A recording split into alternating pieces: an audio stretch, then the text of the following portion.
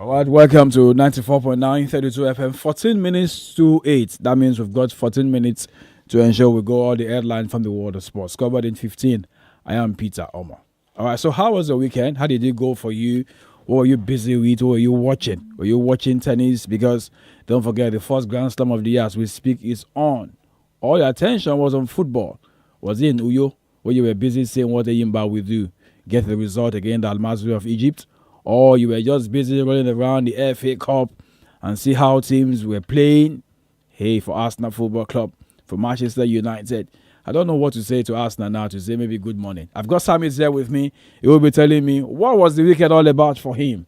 All right, so today, I say the day the NFL has been waiting for to unveil the new head coach of the Super Eagles. That will happen today. Is the Malian. Okay, so no, don't doubt it. He is coming. He will be in town. Settled already.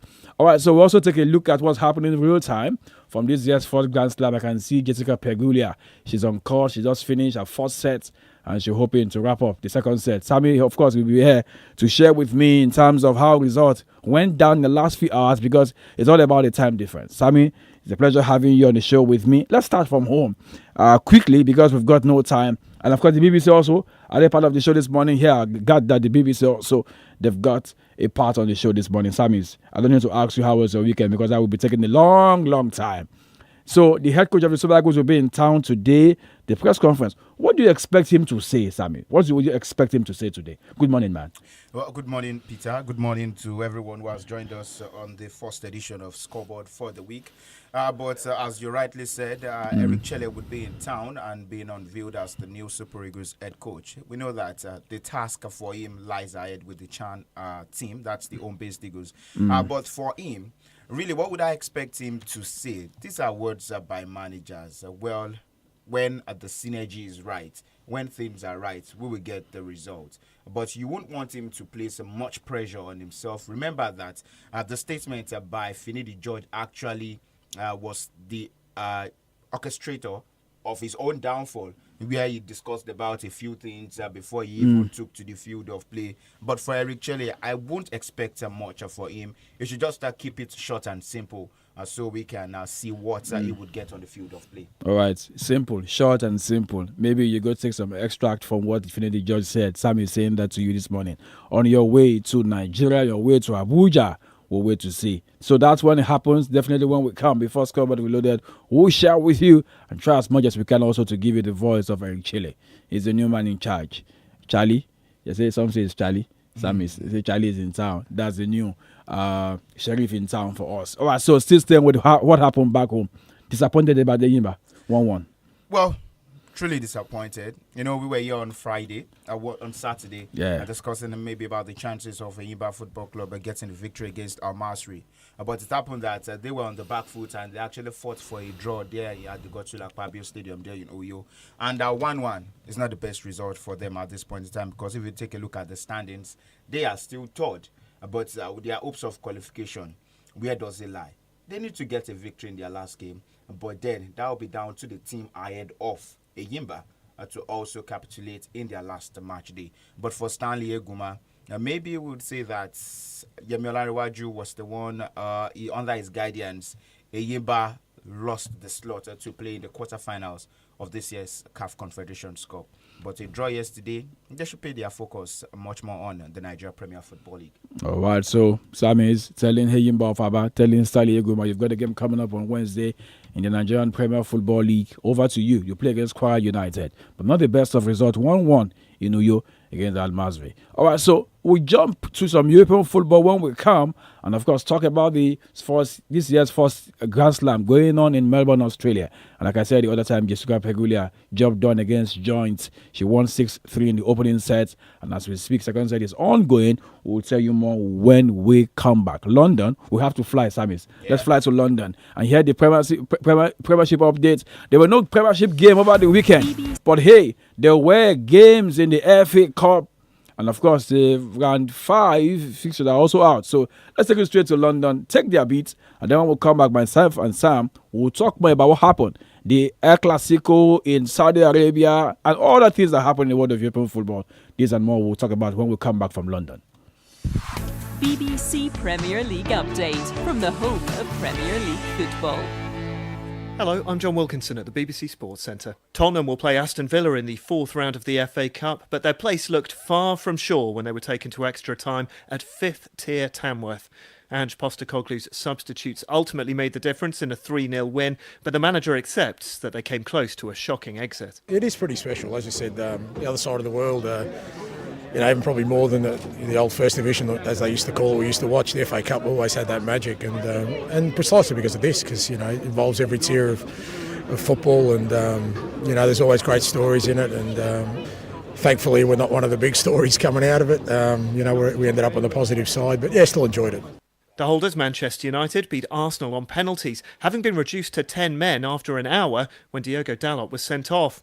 Goalkeeper 𝐿𝐶𝐈𝐒 saved a spot kick in both normal time and the shootout. I just help my team. I'm working every day. I have a passion. I want to help this great team. I want to make everyone happy. If you're not playing, doesn't matter. You have to be ready every minute, every second. If you are Manchester United player, you have to be ready always. Thank you. United will play Leicester in the fourth round, and it means a return to Old Trafford for the Leicester boss Ruud van Nistelrooy. As for Arsenal, their boss Mikel Arteta insists his team still deserve credit. That is an incredible team. I'm so proud of my players. I love my players, and I cannot be prouder because it's very difficult to demand something else than the performance that they put in there.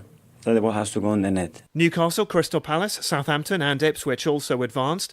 League Two's Doncaster beat Hull on penalties, and they'll next host Palace. Here's their boss, Grant McCann. Well, it's huge financially for the football club. I know it is, and the rewards that come with that. I said to the players in the change room there, if you show that level of commitment out of possession, particularly at our level with the quality we've got at the top end of the pitch, then we can go on a run, and that's our focus now.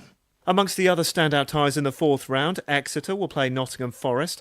Plymouth's reward for beating Brentford is to welcome Liverpool, and Brighton have got Chelsea. The full draw is on the BBC Sport website and app. And for more football news from the BBC, go to bbc.com/football. BBC Premier League update from the home of Premier League football. Thank you so much, our friend in London. So we're back here to wrap up the show with some European football. But hold a minute.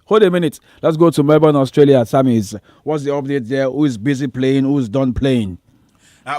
Just as the Australian Open began over the course of the weekend, we have Australian that's Maya Joint playing against Jessica Pegula presently. But you could tell that Jessica Pegula showing her strength.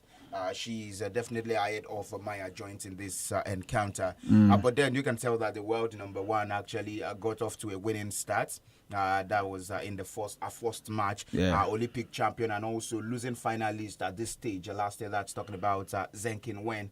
Also progressed into the next round. But we have Novak Djokovic set to play later today. That's by 10 a.m. Jannik Sinner also will be playing later by today. And then we've had games. Zverev advanced to the next round. Cory Kokogov, I think she also advanced into the next round of the competition. But there was that's an outbreak this morning. Stefanos Tsitsipas, he lost out. That was in the first match of his that's Australian Open to the hands of American Alex Michelsen. That was in the early hours of today as well. And you could tell that 3-1. And then we could just see that and expect more intriguing games are set to go down later today. But in some of the lineup of the games we are set to have today, Naomi Osaka would be up against Caroline Garcia. Like I said, Novak Djokovic will be up against Nisha Basverdi. And Jannik Sinner will be up against Nicolas Jarry. Jordan Thompson against Dominic Kopfer, Alexander Shevchenko up against Carlos Alcaraz, and all of these names will be in action later today. All right, so when you mentioned Shevchenko is not the one playing football, this one is playing tennis. And of course, those to add to what Sami said, Igor Swiatek, world number 2, also progressed in the last few hours, 6-3, 6-4 against Katarina Sienakova. And so there you have it in terms of some updates from this year's first Grand Slam. When we come in the afternoon, we'll share more with you because, of course, like I said, there will be games from 9 a.m. to 10 a.m. this morning. All right, so let's quickly jump over to some European football quickly here. SAMIES, hey, come on, let's talk about two major issues that happened over the weekend. Real Madrid scored first. You went to go and fight job. You scored first, and then you were hit with 5 in 49 minutes. Barca scored 5, and nothing Real could do. Trouble for Carlo Ancelotti. I'll say this morning, trouble for him, because you don't lose to a Clasico and conceding 9 goals in total. Sammy, your thoughts? That a Clasico game for me happened to be a game where I was expecting Real Madrid to hang within the balance and maybe take a revenge from what happened earlier this season where they lost by 4 goals to 0. Remember, Ancelotti said that they have learned their mistakes and they won't want to make that same mistake again. But what happened yesterday, I saw a Real Madrid side that were not calm on the field of play. And maybe this is down to playing players out of position. I saw Camavinga lacking that discipline. Aurelio Tchouameni, also one of those players who was his presence was just maybe dogged yesterday, same as Antonio Rudiger. Probably the whole of the defense line for Real Madrid. So poor. Even Vinicius Junior was so poor yesterday, and maybe the only bright spots that I saw from Real Madrid happened to be Kylian Mbappe. And Carlos said it. And Carlos said it. Carlos said it that if there's any positive from that game they lost last night, will have to be the performance of Carlo Ancelotti and Federico Valverde. Let's jump over to the FA Cup.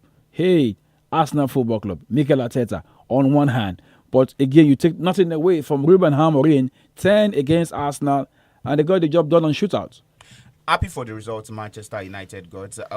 For that game, fine, there could be an home advantage in that sort of encounter, but you look at the level of officiating in that game yesterday. I think it was terrible. It was horrible. What's horrible? What's terrible there? This is a big game. You can't go all about throwing cards for just some tackles, some fouls that could have actually called for a caution.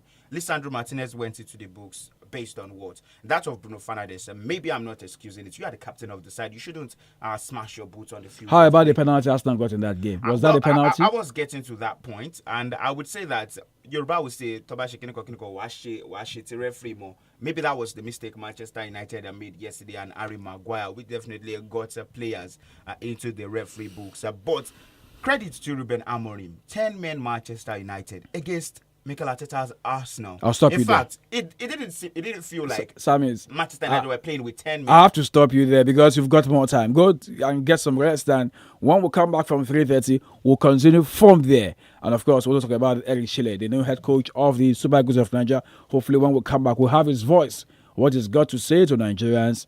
See, my message to him is, when we want a World Cup ticket, can you give us a World Cup ticket? I know it's going to be on the pitch, not off the pitch. Well, I'm not putting my hopes on that. All right, so you don't put you don't put your hope. Hey, I don't know what you put your hope, but stay right there, 94.9 32 FM, because we're not done. Coming up, however, that will be for 1 hour 30 minutes. Myself and Sam, by his grace, will be here again 3:30. We'll talk more European football, talk more tennis, and of course, talk more about what happened back home.